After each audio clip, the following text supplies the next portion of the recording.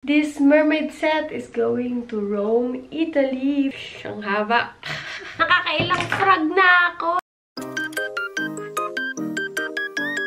Good morning! Another weekend. Meron na tayo nito. Dalawa na. Charan! Winend ko na to. Charan! Change color na tayo. Look, may sassy babes. Ang ganda. Excited lang kasi ang ganda ng kulay. Mas maganda yung kulay niya kaysa dun sa peach. So, bali to, mermaid set. May kasama siyang underwear. So, good luck. Struggle is real. Umorder yung pinsan ko kasi nasa bakasyon sila. And then, pasalubong niya daw dun sa anak na amo niya. Nakagawa na naman ako ng panibago. Ang ganda ng kulay, di ba? Mas maganda yung kulay nito. Tapos may para-apple sa baba. Oh, di ba? Ang tingkad ng kulay. Kaso hindi ko siya ka-size. Meron pa tayo dito. Ching! Peach cream kasi yung una. Tapos ito, strawberry cream. And gagawa na tayo ng skirt nito. Mamaya ko na to lagyan ng strap. Tapos, ang ilalagay natin ditong strap is, meron siyang pearl dito. Tingnan nyo naman ang ating ginawang crochet mermaid set. O, diba? Ito yung mermaid top. And then, tingnan nyo yung details. And then, ito yung skirt. Ting! Ang ganda ng pearls niya. Ang ganda. Ting! O, diba? Tapos, ito yung bikini bottom. So, ayan. Tapusin na natin yan today. Natapos na natin siya and ilalagay ko na lang yung strap. Tapos na! Nalagay ko na yung strap sa likod. Ayan. Ito yung underwear. O, diba? Tsaka nilagyan ko siya ng lining para naman bongga. Ang ganda ng kulay niya. Ito yung skirt! O, pak! Bongga! Ang ganda ng kulay. Tingnan niyo yung details ng kanyang beads. Ganyan yung paglagay ko ng beads. Diba? Ang dami ko nalagay na beads. Okay lang, carry lang. Ang sexy ng skirt. Ganda, very details. Tapos, parapples dito. Look! May sassy babes! Ang ganda niya kapag nalagay sa manikin. Tingnan niyo naman. O, pak! Bongga! I made this! Ang ganda! Tingnan niyo! What can you say about this? Alin ang mas bet nyo? Yung nauna kong in-upload or eto? Tingnan nyo naman, oh. Pak, bongga. Ipapak na natin siya tomorrow and ipapaship natin siya going to Rome, Italy. Yes! This mermaid set is going to Rome, Italy for summer outfit. I'm so proud of myself. Ang ganda! Grabe! So, ayan, nakita nyo na itong ating mermaid top. And I hope you like what we made. Grabe! Sana magustuhan talaga ni Ate Ana. Ito, and sana swak na swak yung size. Meron pa tayo doon. And kunin na natin to. Kasi, may gagawin tayo dito. Another projects to make.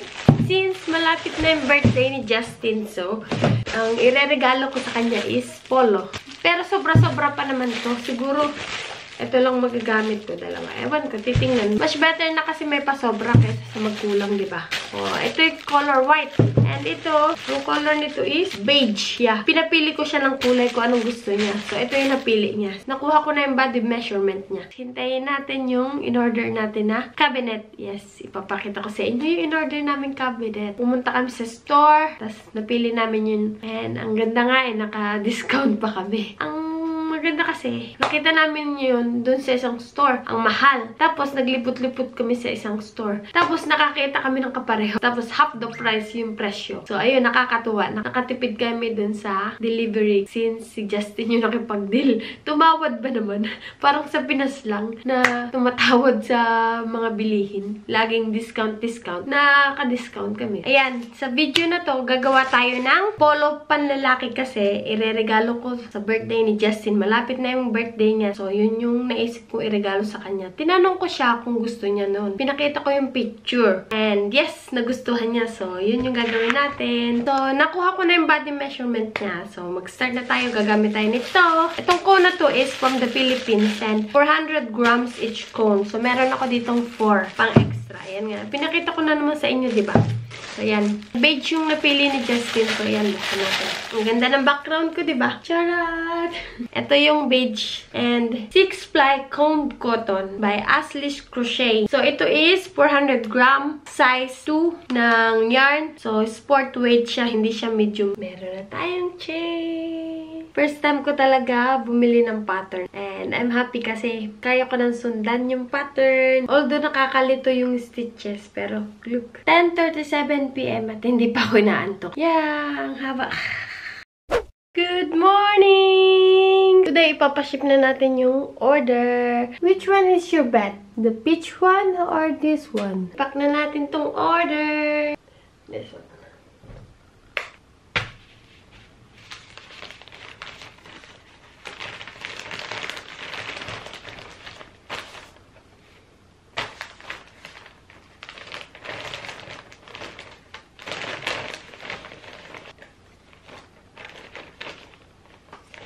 Naipak ko na yung order. Ready to ship. Hey, hey, hey! Update lang kayo dun sa ginagawa nating polo for Justin. Tingnan nyo. Tcharan! Oh, ito na yung ating nagawa. Ang haba. So far, so good. Ang ganda ng pattern. Tcharan! Ito na yung ating natapos. Malapad na siya.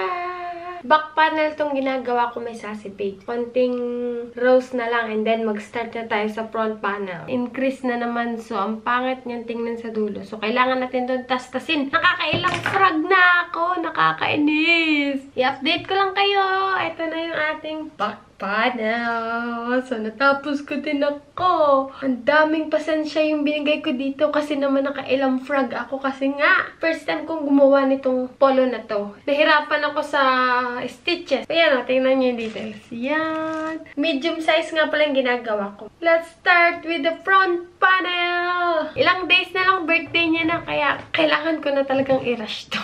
Ding! Paubos na yung ating one cone.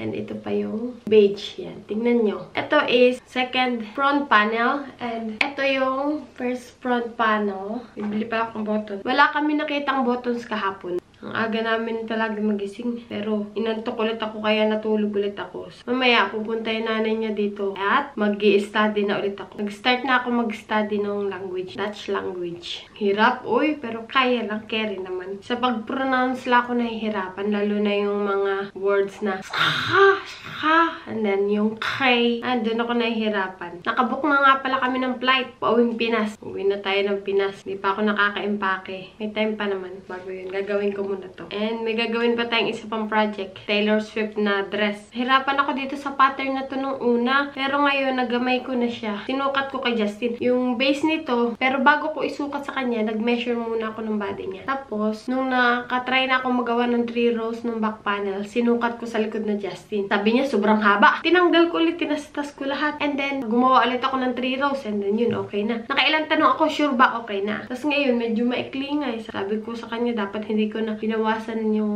una kong gawa. Hindi ko na pwedeng ulitin kasi patapos na ako. Okay lang daw, sabi niya. Kahit hindi ko na daw need ulitin. Tapos mag-study pa nga. Tapos mag-grocery tayo mamaya at magluto. Hindi ko pa alam kung anong lulutuin ko. Tcharan! Paubos na ang ating one cone. Tcharan!